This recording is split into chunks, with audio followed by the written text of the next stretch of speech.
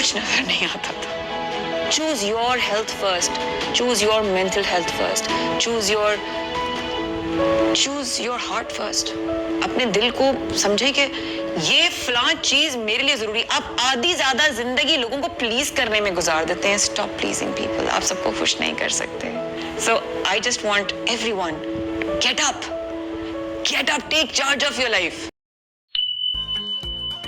अस्सलाम वालेकुम, I am Mona Zaidi और आप देख रहे हैं मेरा YouTube चैनल। उम्मीद है सब ठीक ठाक होंगे, खैरियत से होंगे। अच्छा, आज की वीडियो को लास्ट तक ज़रूर देखना है। क्योंकि मैं एक बहुत इंपॉर्टेंट टॉपिक पे बात करने वाली हूँ, जिसके मरीज़ हमारे अराउंड सराउंड भी होते हैं, हमारे रिश्तेदारों में भी होते हैं, कहीं ना कहीं हमारे वर्क प्लेसेस पर भी होते हैं, हमारे मोहल्ले में, हमारे फ्रेंड्स में, और कभी कभी हम खुद इसका शिकार होते हैं। लेकिन क्या कि तशखीस नहीं कर पा रहे होते, आइडेंटिफाई नहीं कर पा रहे होते, और अगर कहीं ना कहीं आइडेंटिफिकेशन भी हो जाए तो उसको एक्सेप्ट नहीं कर पा रहे होते। जी, आज मैं बात करूंगी डिप्रेशन के ऊपर कि डिप्रेशन अव्वल तो क्यों होता है और क्या इसकी सिम्टम्स हैं and how can we treat at basic levels. तो जी, डिप्रेशन एक ऐसा मर्ज है कि जिसमें आप मुसलसल कंसिस्टेंटली ये फील कर रहे होते हैं कि आप सैड हैं, आपका दिल किसी काम में नहीं लग रहा, या जो काम आप पहले बहुत इश्तियाक से, बहुत ज़्यादा चाह के करती थी, वो अब आप नहीं कर पा रही। आप किसी से मिलना पसंद नहीं कर रही, या कुछ लोगों से आप कट ऑफ चाह रही हैं। You are somewhere depress. कुछ ना कुछ लेवल ऑफ डिप्रेशन आपके अंदर पाया जा रहा है, जिसको इमीडिएटली आपने क्योर करना है। क्यों? क्योंकि डिप्रेशन एक ऐसा मर्ज है जिसको छोड़ दिया जाए तो वो तेज़ी से ग्रो करता है, और फिर बड़े बड़े अमराज जैसे बाइपोलर, जैसे शिज़ोफ्रेनिया, या जैसे और भी बहुत सारे ऐसे ही अमराज शिकार हो जाते हैं आप उनका। तो जी, डिप्रेशन अव्वल आपको फील होने लगे कि आप सैड हैं ड्यू टू अनड्यू रीज़न, के जो आपको समझ भी नहीं आ रहा है, या बाज़ औक़ात समझ भी आ रहा है तो भी आप सैड हैं, और आपकी नींद डिस्टर्ब चल रही है कि आप चाह कर भी सो नहीं पा रहे। आपको ऐसा लग रहा होता है कि आप सो नहीं, नींद जो आपको चाहिए वो आपको नहीं हो पा रही। और नंबर 3 बात जो आपको फील हो कि आपकी बॉडी एक बिला वजह के दर्द का शिकार है, बस जिस्म दुख रहा है, क्यों नहीं पता, कोई ऐसी मुशक्क़त वाला काम नहीं किया, लेकिन थकावट है जिस्म में, मुसलसल है, 2 हफ्ते तक है, 1 हफ्ते तक है, कंसिस्टेंटली है, जॉइंट्स में पेन हो रहा है, बैकबोन पे पेन हो रहा है। तो ये सब अलामात हैं डिप्रेशन की, यानी इट मीन्स कि कहीं ना कहीं आपको डिप्रेशन है, कहीं ना कहीं आप जहनी तौर पर परेशान हैं। अच्छा, जान तो लिया डिप्रेशन है, लेकिन अब क्या है कि इसकी ट्रीटमेंट की तरफ आना है। कॉजेज़ इसके क्या है? कभी कभी आप किसी से कॉन्फ्लिक्ट इख्तियार कर लें, आप किसी से इख्तिलाफ राय कर लें, तो यही होता है कि आप डिप्रेशन में चले जाते हैं। आप दूसरे की राय, चाहे वो गलत हो और आप सही हो, आप एक्सप्लेन सही नहीं कर पा रहे, आप दलील सही नहीं दे पा रहे, हालांकि आपके पास लाखों दलील हैं और आप हक पर हैं। फिर क्या होता है, एक अजीब से होता है डिप्रेशन ना, कि यार मैं तो सही थी, लेकिन ना देखो मैं एक्सप्लेन नहीं कर पाई, मेरी तो कोई हैसियत ही नहीं है, इनके मुंह में तो जो आया इन्होंने बोल दिया। ये क्या है, समवेयर डिप्रेसिव थॉट्स अब स्टार्ट हो गए। थिंकिंग प्रोसेस भी क्या हुआ, नेगेटिविटी में चला। क्या है कि इमोशनल वैरायटी आ गई, एग्रेसिव भी हो रहे हैं, एंग्री भी हो रहे हैं, और भूख भी ज़्यादा लग रही है, या भूख बिल्कुल ही नहीं लग रही है, दिल बहुत ज़्यादा कहीं जाने का चाह रहा है, या बिल्कुल भी नहीं चाह रहे। एक्सट्रीम्स पे आ गए हैं आप, ये डिफरेंट इमोशंस आपके सामने आ रहे हैं। बिला वजह किसी से नफरत हो रही है, बिला वजह ही कोई बुरा लग रहा है, जहर लग रहा है। क्यों? Depression is somewhere inside you. अच्छा, होता क्यों है? आपने किसी से कॉन्फ्लिक्ट इख्तियार कर लिया, उसकी बहस में आप हार गए, डिप्रेशन हो गया। आपने कोई मेडिकेशन, लॉन्ग टर्म दवाइयाँ ऐसी खाई कि जिनके साइड इफ़ेक्ट में लिखा हुआ था कि कैन कॉज डिप्रेशन, तो उनको भी एहतियात से इस्तेमाल करें। जब भी किसी मर्ज के लिए कोई भी दवा लें, उसका वो जो अंदर पेपर होता है, उसको लीफलेट्स को अच्छे तरीके से पढ़ें, साइड इफ़ेक्ट्स को तो स्पेशली पढ़ें ना, कि अगर ये डिप्रेशन लिखा हुआ भी है ना, तो पहले ही होशियार हो जाए कि जी बारिश होने वाली है, अब जो है ना मैंने अपना बंद बांध लेना है। तो ये मेडिकेशन की वजह से भी होता है। और नंबर 3 जो इसका रीज़न है, जब हम किसी लव वन को लॉस कर देते हैं, जब हम जैसे किसी की तलाक हो जाती है, डिवोर्स हो जाती है, या कोई बहुत ही अजीज़ की डेथ हो जाती है, या किसी वर्क प्लेस पर आप रिटायर्ड हो जाते हैं, तो क्या होता है, डिप्रेशन हो जाता है। बिछड़ने का एक गम, सदमा, वो आपको ले जाता है डिप्रेशन की तरफ।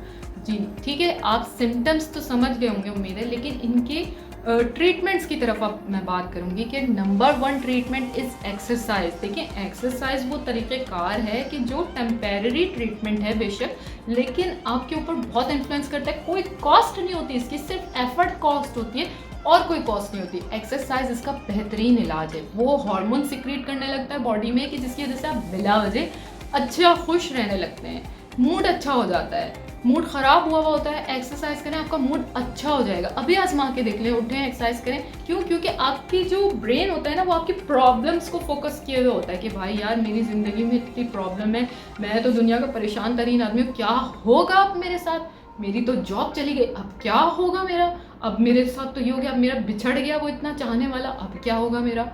नहीं, ये वाली जब थिंकिंग आती है it means you are depressive. और फिर आपने उठना है, एक्सरसाइज करना जब स्टार्ट करते हैं तो ब्रेन सपोर्ट करता है, भाई उधर कम देखो, अब बॉडी को देखो, क्योंकि अर्जेंट नीड बॉडी है इसकी।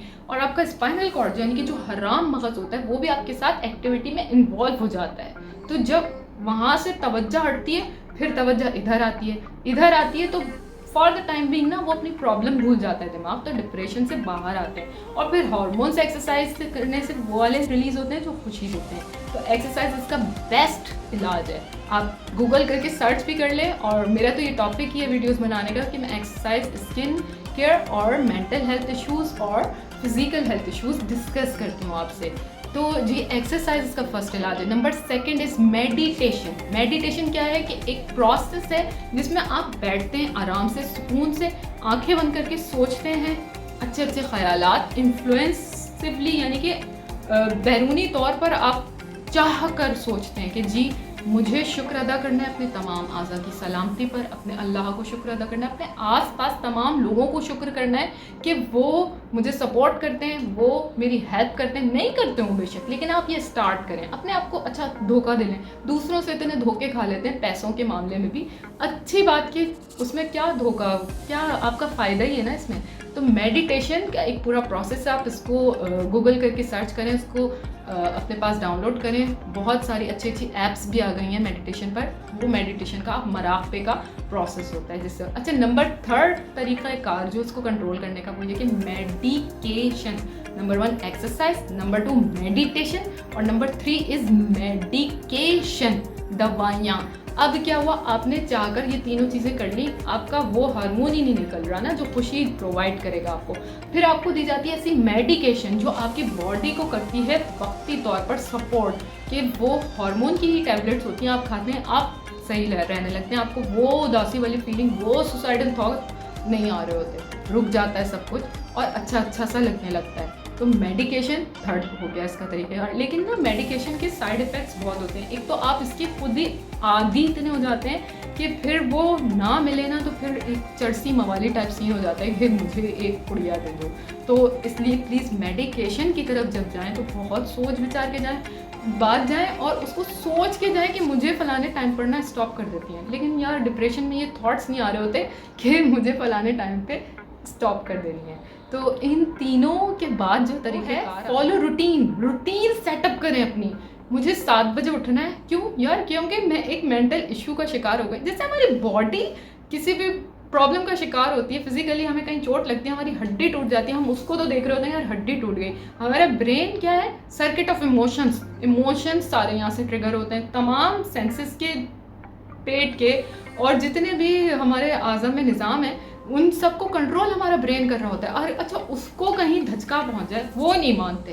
भाई माने कि ये हो गया, नेचुरल बात है, इसमें कोई शर्माने की बात नहीं है। अगर आपको डिप्रेशन है, आप इसको एनालाइज करें, अपने आप को हेल्प योर सेल्फ के बेसिस पर इम्प्रूव करना है, ठीक है जी।